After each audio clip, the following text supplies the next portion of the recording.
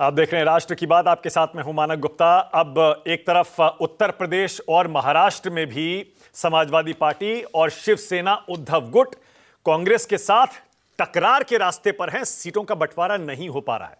कांग्रेस के लिए एक और स्थिति संकट की खड़ी हो गई है। लेकिन इस बीच मेरे पास जो ब्रेकिंग न्यूज आ रही है वो पहले आपको बता देता हूं। ब्रेकिंग न्यूज ये है, चंडीगढ़ के मेयर चुनाव में बीजेपी को सुप्रीम कोर्ट से करारा झटका लगा है। सुप्रीम कोर्ट ने चंडीगढ़ के मेयर चुनाव में आम आदमी पार्टी और कांग्रेस के साझा उम्मीदवार कुलदीप कुमार को विजेता घोषित कर दिया है। सुप्रीम कोर्ट ने कह दिया कुलदीप कुमार ही चंडीगढ़ के मेयर होंगे, जो कि आम आदमी पार्टी और कांग्रेस के जॉइंट कैंडिडेट थे। यानी बीजेपी का जो उम्मीदवार जीता था, हालांकि वो पहले इस्तीफा दे चुका है, उस नतीजे को सुप्रीम कोर्ट ने रद्द कर दिया। और जो प्रिजाइडिंग ऑफिसर थे, रिटर्निंग ऑफिसर, जिन्होंने यह चुनाव करवाया, उन पर सख्त कार्रवाई का आदेश भी सुप्रीम कोर्ट ने दिया है। उन्हें अवमानना का नोटिस भी दे दिया गया है। और इसे एक तरह से ऐतिहासिक फैसला कहा जा सकता है। आपको याद होगा, चंडीगढ़ में मेयर चुनाव हुआ, आम आदमी पार्टी कांग्रेस एक साथ लड़े, बीजेपी अलग लड़ी। आम आदमी पार्टी कांग्रेस के मिलाकर 20 वोट थे, बीजेपी के पास 16 थे। उसके बावजूद प्रिजाइडिंग ऑफिसर अनिल मसीह ने 8 वोटों को इनवैलिड घोषित कर दिया। बीजेपी का उम्मीदवार जीत गया। मामला सुप्रीम कोर्ट आया। सुप्रीम कोर्ट ने कैमरा रिकॉर्डिंग और बैलेट पेपर्स जांचने के बाद आज यह आदेश दिया कि सही मायनों में विजेता आम आदमी पार्टी और कांग्रेस के उम्मीदवार कुलदीप कुमार हैं, क्योंकि अनिल मसीह ने जानबूझकर 8 बैलेट पेपरों से छेड़छाड़ की थी। इसीलिए वो नतीजा रद्द घोषित किया जाता है। जल्दी से आपको इसी ब्रेकिंग न्यूज पर अपने सहयोगी प्रभाकर मिश्रा के पास ले चलता हूं, जो कि सुप्रीम कोर्ट में आज की कार्रवाई को कवर भी कर रहे थे। प्रभाकर, जरा बताइए सुप्रीम कोर्ट में आज क्या हुआ? बड़ी खबर है ये, प्रभाकर।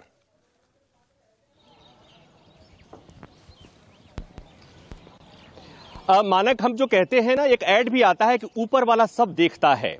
तो उस दिन जो वोटिंग हुई या वोटिंग के बाद जो काउंटिंग हुई, उस काउंटिंग की रिकॉर्डिंग हुई थी, इसलिए कि मामला पहले ही हाई कोर्ट में चला गया था। हाई कोर्ट पहले ही ये अंदेशा जता दिया गया था कि ऐसा होगा।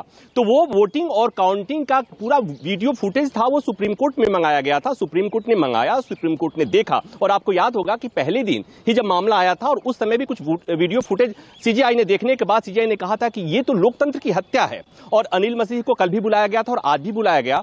और सुप्रीम कोर्ट ने वीडियो फुटेज दिखाने के बाद से दोनों पक्ष के वकीलों से कहा कि ये देखिए, जिन वोट्स को इनवैलिड बताया गया, वो दरअसल जो संयुक्त उम्मीदवार थे कुलदीप कुमार, उनको वोट मिले थे और किस तरह से इनवैलिड बताया गया है, ये गलत है। तो दो बातें हुई हैं। एक तो ये कि माना कि ऐतिहासिक इस लिहाज से है कि सुप्रीम कोर्ट ने दोबारा मतदान करने का आदेश दिया, न दोबारा मतगणना करने का आदेश दिया। कोर्ट ने कहा कि चूंकि जो वोट इनवैलिड करार दिए गए थे वो कुलदीप कुमार के पक्ष में थे, और इसलिए कोर्ट ने खुद ही अनाउंस कर दिया, ये घोषित कर दिया कि कुलदीप कुमार ही मेयर होंगे। तो ये अपने आप में ऐतिहासिक है। दूसरी बात ये कि अनिल मसीह जो इस मामले में रिटर्निंग ऑफिसर या प्रिजाइडिंग ऑफिसर थे, कोर्ट ने उनके कंडक्ट को गंभीर माना।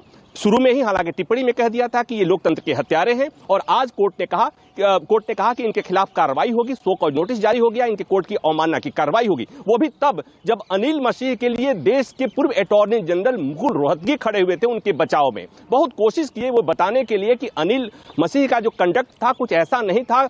उन्होंने यहां तक कहा कि कोर्ट ने कहा कि वो थीफ है, कोर्ट ने कहा कि वो डेमोक्रेसी के हत्यारे हैं, ये ठीक नहीं है। उनको लगा कि जो 8 वोट हैं इनवैलिड है, इसलिए उन्होंने उस पर निशान बनाया था। तमाम दलीलें दी गई, लेकिन कोर्ट कन्विंस नहीं था और कोर्ट ने आदेश दिया। तो मानक, ऐसा कम होता है। और एक बात मैं और जाते जाते कह दूं कि कुछ फैसले ऐसे होते हैं जिसके बाद से सुप्रीम कोर्ट में लोगों की आस्था और मजबूत होती है। बीइंग जर्नलिस्ट मैंने देखा हुआ है, और यह कहा जाता है कि सुप्रीम कोर्ट को संविधान का रक्षक कहा जाता है, तो यूं ही नहीं कहा जाता है। जब संविधान पर, फंडामेंटल राइट पर जब कोई आंच आती है तो कई बार सुप्रीम कोर्ट इसी तरह से दखल देता है। तो मैं ये बात कर रहा हूं कि इस मसले पर सियासत भी होगी, इस मसले पर किंतु परंतु भी होगा, लेकिन इस बात को सबको एहसास हो गया था कल की सुनवाई में और शुरू के पहले दिन की सुनवाई में ही कि इस मामले में कोर्ट क्या फैसला देने वाला है। हालांकि किसी को यह उम्मीद नहीं था कि सुप्रीम कोर्ट अनाउंस कर देगा कुलदीप कुमार मेयर होंगे, लेकिन यह तय था कि उस चुनाव में जो कुछ हुआ, जो धांधली हुई, जिस ढंग से 8 वोट्स को इनवैलिड करार दिया गया था, वो निश्चित तौर पर सबको पता था। मुझे लगता है कि अनिल मसीह को भी पता रहा होगा, आप बीजेपी को भी पता रहा होगा, आम आदमी पार्टी और कांग्रेस तो खैर पता ही था ही, और हमारे जैसे कोर्ट को रिपोर्ट करने वाले और हमारी रिपोर्टिंग को देखने वाले हमारे दर्शकों को इस बात का एहसास हो गया था कि सुप्रीम कोर्ट इस मामले में दखल देने वाला है और कुछ इस तरह का फैसला। प्रभाकर, एक चीज और बता दीजिए, क्योंकि जब से ये सारा विवाद हुआ उसके बाद से 2-3 डेवलपमेंट हुए हैं। एक तो रिटर्निंग ऑफिसर ने इस्तीफा दे दिया, फिर जो मेयर थे उन्होंने इस्तीफा दे दिया, फिर 3 आम आदमी पार्टी के पार्षद बीजेपी में शामिल हो गए। यानी अब आज की स्थिति में तो बहुमत बीजेपी के पास है, उसके पास 19 पार्षद हैं, जबकि आम आदमी पार्टी और कांग्रेस के पास 17 रह गए। तो ऐसे में अब क्या अविश्वास प्रस्ताव कुलदीप कुमार के खिलाफ लाया जा सकता है?